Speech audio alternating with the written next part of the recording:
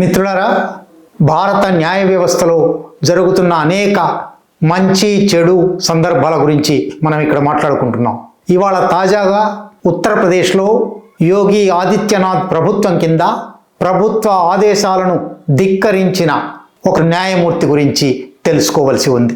ఉత్తరప్రదేశ్లోని నోయిడాలో ఏర్పాటు చేసిన ఫాస్ట్ ట్రాక్ సెషన్స్ కోర్ట్, దాని న్యాయమూర్తి సౌరభ్ ద్వివేది డబుల్ ఇంజన్ సర్కార్ యోగి ఆదిత్యనాథ్ ప్రభుత్వం ఒక కేసును ఉపసంహరించుకుంటున్నామని, కనుక కేసును కొట్టివేయాలని ఇచ్చిన ఆదేశాన్ని జడ్జి సౌరభ్ ద్వివేది తిరస్కరించారు.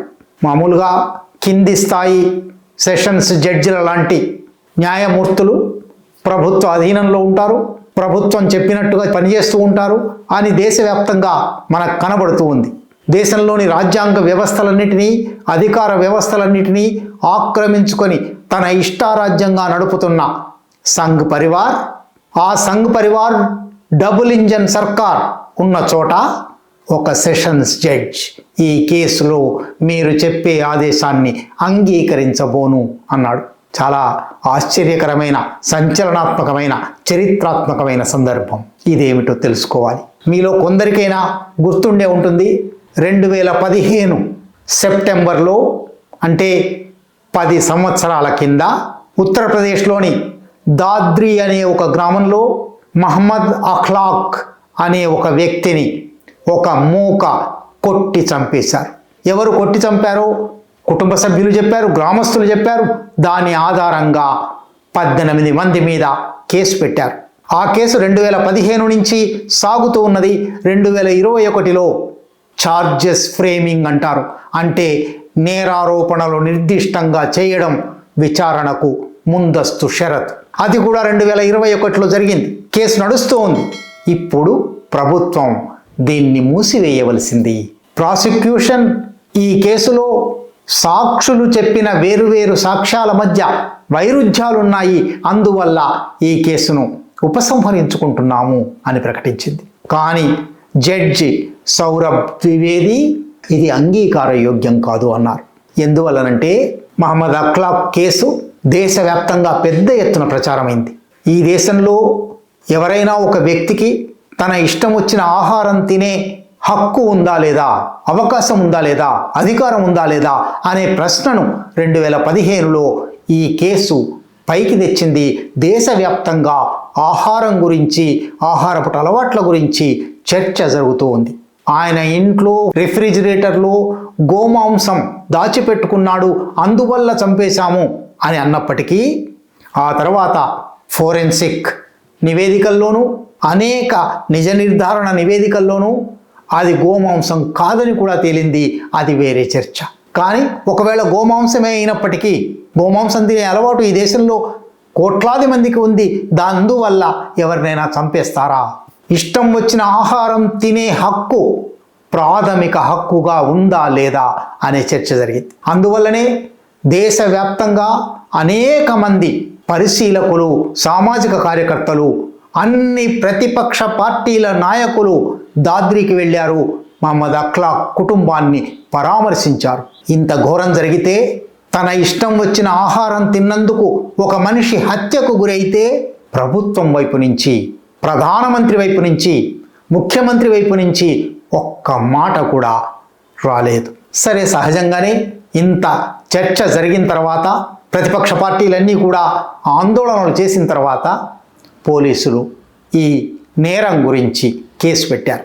ఆ కేసులో 18 మంది ఠాకూర్ అగ్రవర్ణాలకు చెందిన వాళ్ళు నిందితులుగా ఉన్నారు. వాళ్ళందరూ సంఘ్ పరివార్ కార్యకర్తలని, వాళ్ళు యోగి ఆదిత్యనాథ్ ఎన్నికల ప్రచార సభలలో మొదటి వరుసలో కూర్చుని ఉన్నారు అని కూడా అనేక పత్రికలు, అనేక ఛానళ్ళు సాక్ష్యాధారాలతో చూపాయి.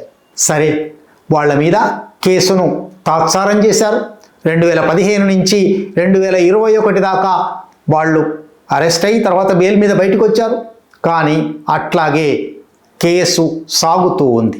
2021లో చార్జెస్ ఫ్రేమింగ్ కూడా జరిగింది. ఇప్పుడు 2025 ఆగస్టులో ఉత్తరప్రదేశ్ ప్రభుత్వపు జస్టిస్ డిపార్ట్మెంట్ న్యాయశాఖ ఈ విచారణను ఆపివేసి కేసును ఉపసంహరించుకోవడానికి అనుమతి ఇచ్చింది. ఈ అనుమతి ఆధారంగా ప్రాసిక్యూషన్, స్థానికంగా ప్రాసిక్యూషన్ ఉంటుంది, ఆ ప్రాసిక్యూషన్ కోర్టులో ఒక దరఖాస్తు ఇచ్చింది. నిందితులైన వ్యక్తులకు రాజ్యాంగం కొన్ని ప్రాథమిక హక్కులు ఇచ్చింది. ఆ ప్రాథమిక హక్కులను పరిరక్షించవలసి ఉంది. అందువల్ల వాళ్ళ మీద ఈ కేసు తప్పుడు కేసు అని ప్రాసిక్యూషనే భావిస్తూ ఉన్నది. వేరువేరు సాక్షులు ఇచ్చిన సాక్ష్యాధారాలు ఒకదానికి వ్యతిరేకంగా మరొకటి ఉన్నాయి, వైరుధ్యాలతో ఉన్నాయి. అందువల్ల ఈ కేసును వెనక్కి తీసుకుంటున్నాము అని ప్రాసిక్యూషన్ ఒక కాగితం ఇచ్చింది. ఇది నవంబర్లో ఆ కాగితం ఇవ్వడం జరిగింది. డిసెంబర్ 3వ వారంలో జడ్జి సౌరభ్ ద్వివేది ప్రాసిక్యూషన్ ఇచ్చిన అభ్యర్థనను కోర్టు అంగీకరించడం లేదు అని ప్రకటించాడు, తిరస్కరించాడు. చాలా పెద్ద ఉత్తర్వు అది. ఆ ఉత్తర్వులో చాలా వివరంగా ప్రాసిక్యూషన్ ఉపసంహరణ కోసం ఏ వాదనలు చెప్పిందో ఆ వాదనలు ఒక్కొక్క దానికి జడ్జి జవాబు చెప్పాడు. ఛార్జెస్ ఫ్రేమ్ అయిన తర్వాత విచారణ జరుగుతుంది, సాక్ష్యాధారాలు వస్తాయి. సాక్షులు చాలామంది అనేక వివరాలు చెప్పారు. ఆ వివరాలన్నీ ప్రాసిక్యూషన్ మొదట ఏ కేసు పెట్టిందో ఆ కేసును, ఆ ఆరోపణలను సమర్థించేవిగా ఉన్నాయి. ప్రత్యేకించి మహమ్మద్ అఖ్లాక్ కూతురు ఆమె కోర్టు ముందు ఇచ్చిన వాంగ్మూలం 54 పేజీల వాంగ్మూలం ఉంది. అందులో 5 పేజీలు మాత్రమే ప్రాసిక్యూషన్ చెప్పించిన వాంగ్మూలం. తర్వాత 49 పేజీలు డిఫెన్స్ న్యాయవాదులు అంటే నిందితుల తరఫు న్యాయవాదులు వేసిన ప్రశ్నలకు ఆమె చెప్పిన జవాబులు. అంటే ఈ 54 పేజీలలో 49 పేజీలు అవతలి పక్షం ముప్పు తిప్పలు పెట్టినా, ఇబ్బందికరమైన ప్రశ్నలు వేసినా, ఆమె చెప్పే సాక్ష్యాధారాన్ని ధ్వంసం చేయడానికి ప్రయత్నం చేసినా ఆమె సాక్ష్యాధారం చెప్పింది. ఆ సాక్ష్యాధారం ప్రకారం మొదటి ప్రాసిక్యూషన్ కేసు చెల్లుతుంది అని సౌరభ్ ద్వివేది అన్నారు. ప్రాసిక్యూషన్ మరొక కారణం చెప్పింది. మేము తన గురించి తానే, అంటే తాను పెట్టిన కేసుని తాను రద్దు చేసుకోదలుచుకుంది. పదునైన ఆయుధాలు లేవు కాబట్టి ఇది హత్య అనడానికి వీల్లేదు అని ప్రాసిక్యూషన్ ఇప్పుడు కొత్త వాదన తెచ్చింది.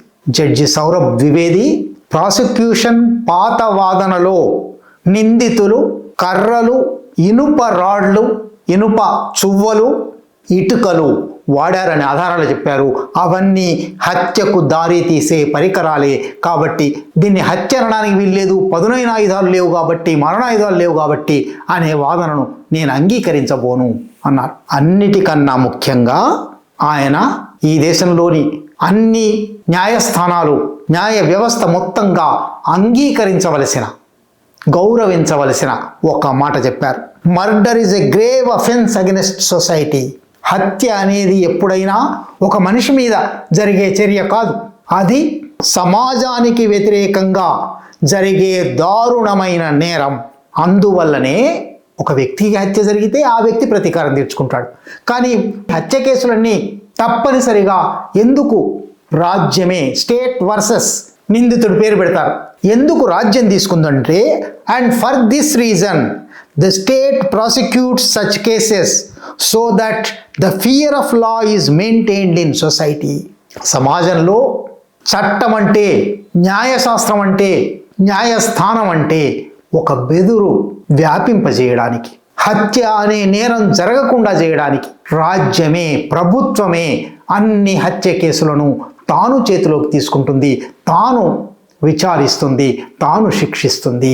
ఇక్కడ కూడా ఒక హత్య జరిగింది. ఈ హత్యకు తప్పనిసరిగా విచారణ జరపాలి. ఒకవేళ విచారణ ఆలస్యం జరిగి ఉంటే ఇప్పటికైనా త్వరగా జరుపుదాం అని ఆయన రోజువారీ దీని మీద విచారణ జరుపుతాను అని కూడా అన్నాడు. నేరస్తులను శిక్షించవలసిందే, ప్రతి నేరము తప్పనిసరిగా శిక్షకు గురి కావాలి అనే ఒక అంశం ఉంటుంది. అందులోనూ హత్య అనేది అతిపెద్ద నేరం. ఆ హత్య కూడా ఇక్కడ కేవలం పరాయి మతం అనే పేరుతో, మాకిష్టం లేని ఆహారం తింటున్నాడనే పేరుతో జరిగింది. అందువల్ల ఇది ఎంత మాత్రము ఉపసంహరించుకోదగిన కేసు కాదు, నేరస్తులను వదిలిపెట్టడానికి వీలు లేదు అని న్యాయమూర్తి ఆ తిరస్కరణ ఉత్తర్వులో రాశారు. నిజానికి రానున్న ఉత్తరప్రదేశ్ శాసనసభ ఎన్నికలను దృష్టిలో పెట్టుకొని ఠాకూర్ వర్గాన్ని, ఠాకూర్ల ఓట్లు చాలా ఉన్నాయి కాబట్టి ఠాకూర్ వర్గాన్ని బుజ్జగించడానికి ఠాకూర్ల మీద ఉన్న కేసులన్నీ ఎత్తేస్తున్నారు. ఉన్నావ్ కేసులో ఏం జరిగిందో మనం చూసాం. సరిగ్గా ఇప్పుడు అట్లాగే దాద్రి హత్య కేసులో, మహమ్మద్ అఖ్లాక్ హత్య కేసులో కూడా ఠాకూర్లను కేసు నుంచి తప్పించడానికి ఉత్తరప్రదేశ్ ప్రభుత్వం ఒక ప్రయత్నం చేసింది. ఇది అరాచక రాజ్యం. ఒక హత్య కేసును, నేరస్తులను శిక్షించవలసిన, విచారణ జరపవలసిన వ్యవహారంలో ప్రభుత్వమే నేను ఈ విచారణ జరపను, హత్య చేస్తే పర్వాలేదు అని ఏ సందేశం ఇస్తుంది? అందుకే జడ్జి సౌరభ్ ద్వివేది మరొక మాట కూడా అన్నారు. ఒక హత్య కేసులో నేరస్తులను వదిలిపెట్టడం, నిందితులను వదిలిపెట్టడం, కేసును ఉపసంహరించుకోవడం చేశామంటే అది సమాజానికి ఏ సందేశం ఇస్తుందో ఆలోచించాలి.